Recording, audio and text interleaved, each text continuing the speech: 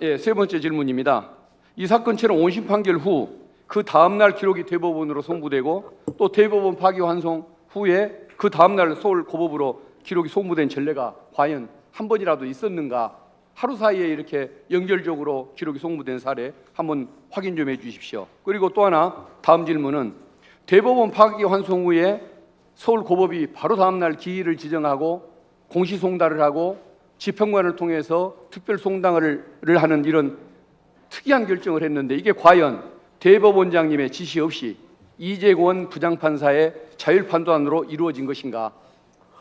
이게 진정한 사실인가를 한번 묻고 싶습니다. 그리고 대법원 상층부에서 이재권 재판장에게 모든 책임이 있는 것처럼 미룬다고 한다면 이건 대법원장님한테 돌아올 수 있는 직권남용의 수사 가능성, 이것을 회피하려고 이렇게 비겁해 보이는 처신을 하는 건 아닌가? 예, 말씀드리겠습니다. 예, 첫 번째, 상고유서 접수와 주심 미지정 이전임에도 이제 이 전압으로 기록 검토하는 것이 가능하냐라는 부분은 지난번에도 제가 좀 말씀을 드리고 또 긴급 질의 응답서에서도 저희 행정처에서 검토한 그 이론적인 결과는 말씀드렸습니다. 이 부분은 물론 이제 그 여러 차례 많은 의원들께서 질타하시는 것처럼 현실적으로는 그렇지 않지 않느냐, 이 부분에 대해서는 저희들은 할 말은 없습니다. 왜냐하면 우리 현실에 많은 사건 처리를 위해서 전압 사건으로 많이 이제 처리를 못 하고 있기 때문에. 그렇지만 이론적으로는 이제 그 사건이 전체적으로는 이제 전압 사건으로 들어온 상황에서 언제든지 시기 제한 없이 모든 대법관이 혹은 대법원장이 할 수도 있고 대법관이 또 요청해서 할 수도 있고 이렇게 전압 사건으로 심리기일 지정해 달라 요청해서 그렇게 해서 이제 이거 심리로 진행할 수가 있습니다. 이 사건이 좀 이례적이지만 아마 그런 성격의 사건으로 저희들은 이론적인 판단을 하고 있습니다. 다시 말씀드리지만 제가 이제 그 직접 관여를 하지 않았기 때문에 이 부분에 있어서는 이제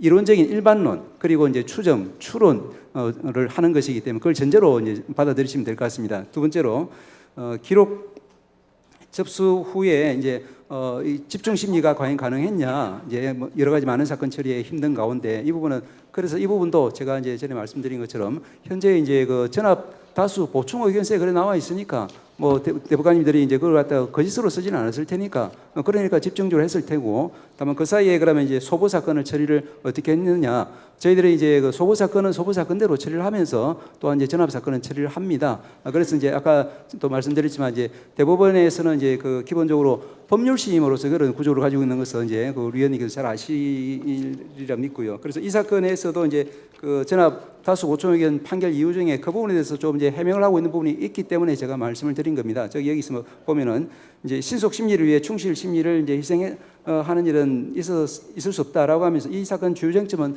크게 복잡하지 않다, 뭐 이런 발언의 전체적인 인상이 어떤지 등등 이 부분이 쟁점인데, 1심과 원심이 인정한 사실관계에 큰 차이가 없으므로 사실 인정에 어려움이 있는 사건도 아니고 1심과 원심이 동일한 사실관계에 대해서 서로 치밀하게 다른 법률을 전개했고 판결서에도 상세히 설치했으므로 대법원으로서는 그중 어느 쪽을 채택할 것인가를 결정하면 충분한 사건이기도 했다. 적어도 이게 이 판결에 나와 있는 다수 대법관님들의 인식인 것 같습니다. 그에 따르면 이제 그와 같은 이제 법률적인 쟁점에 대해서 집중적으로 이제 심리를 했다라고 볼 수밖에 없을 것 같습니다.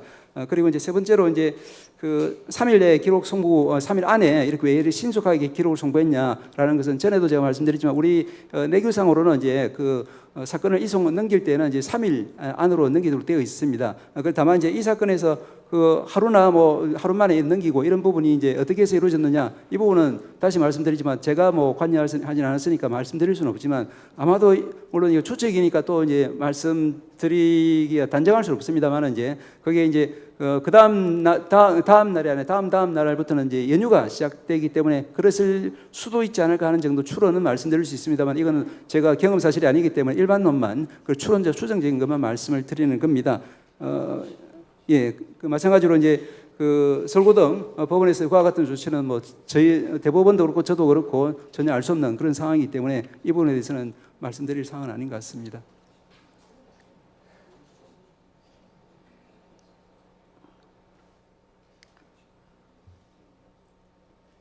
행정처장님, 예, 국정감사를 법률에 따라서 하고요. 헌법과 네. 법률에 근거해서 하는 겁니다. 예, 헌법을 위태롭게 하거나 법률을 작동하지 못하게 하는 것은 사법부가 할 일이 아닌 거죠. 예. 그런데 지금 행정처장님 답변은 저는 추정과 추론을 할 뿐입니다 하면서 이 국감을 불능화를 시키고 있어요. 사실 국감을 사실상 방해하고 계시는 겁니다.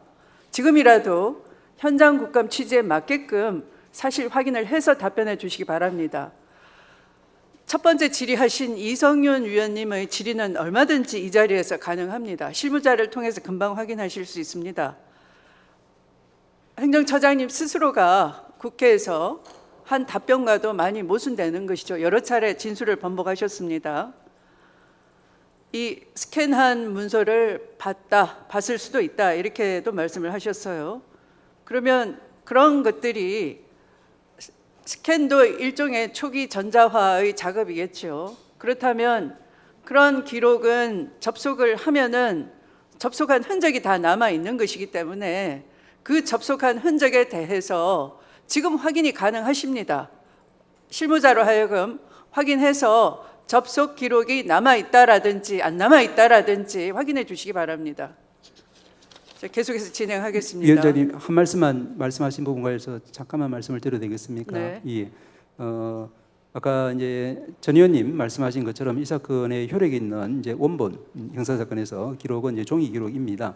스캔 기록은 말씀드린 것처럼 이제 그 기록 검토 기록엔 편의상 아직 올해 10월 이제 올해 지금 얼마 며칠 전 10월부터 이렇게 전자화 법이 도입되기 이전까지는 편의상 그걸 갖다 보조 수단으로 장착한 것이기 때문에 이제 그 스캔 자체가 불법도 아니고 또 거기에 어떤 그렇다고 해서 법적인 효력이 부여되는 것도 아닌 그야말로 이제 편의적 보조적인 부수적인 장치라는 말씀만 약간 드리겠습니다.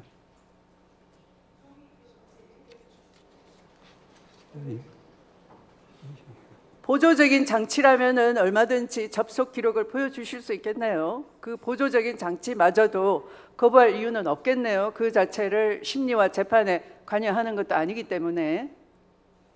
예, 다만 이제 행정처장님의 말씀을 인용을 해서 다시 촉구합니다. 그러면 로그 기록을 열람하고 볼 수 있도록 즉시 조치해 주시기 바랍니다.